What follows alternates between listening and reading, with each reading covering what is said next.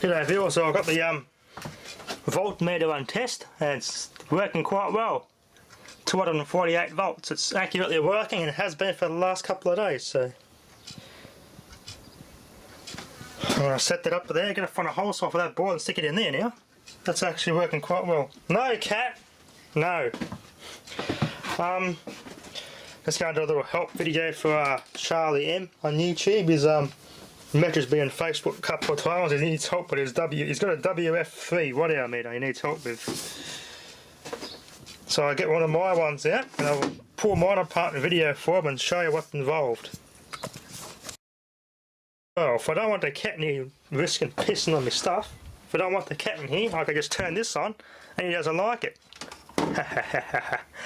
Good cat repeller.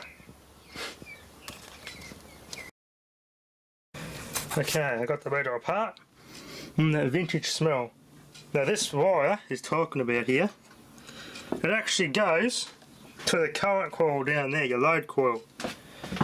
Basically what it involves is these little coils that stick out here, little rings here.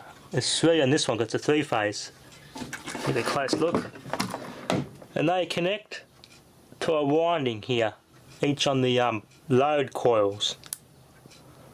And what they do, I think they're to do all the anti-creep on the meter, and they help correct any error in the process. They're like probably like an inductive ballast, so to speak, because it's winding and it's got a short, fit out little shunt looking like wire there, which I'm assuming is will be a shunt of some description, and that ballasts the load coil. I think it helps correct the meter accuracy over time.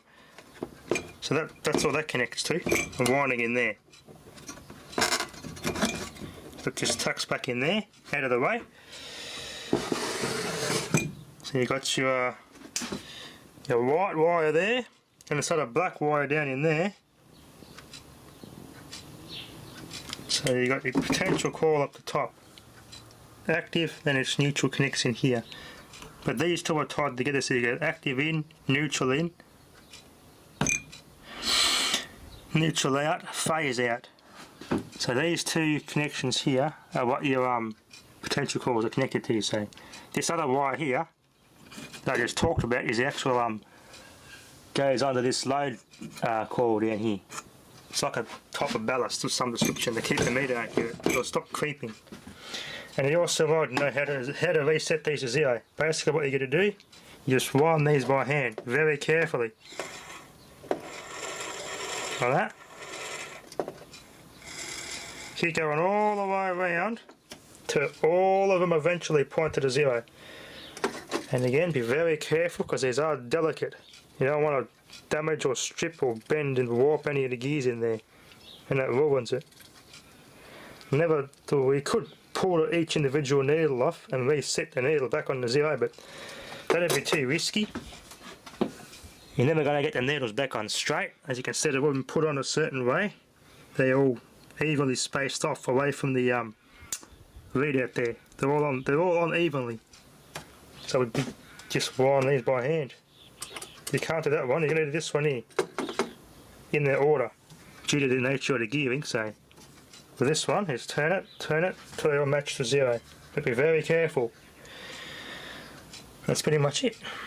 I'm still yet to troubleshoot this one, why it's getting... I've no idea if that's actually bent or not, but it just seems like it is. It looks bloody straight. Maybe if I pull that disc out and have a good careful look at it. Just carefully look at it, see if it's actually is bent. Because remember when I ran this, that ram gear was going like this, like that, in and out from this meshing with this meshing this. It was just going in and out, in and out, in and out, in and out. I'm not sure why it would be doing that, but I'm going to try and fix it. Now I got this meter back together, running against this one, and sure enough, I found out I fixed the so-called bent spindle shaft issue.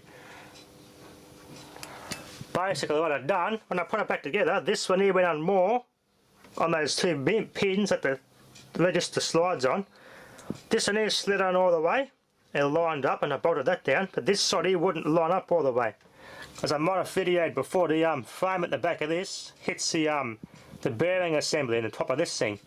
So I was able to carefully warp this side so it went in squarely all the way to the back like this side here was, and sure enough it's working better.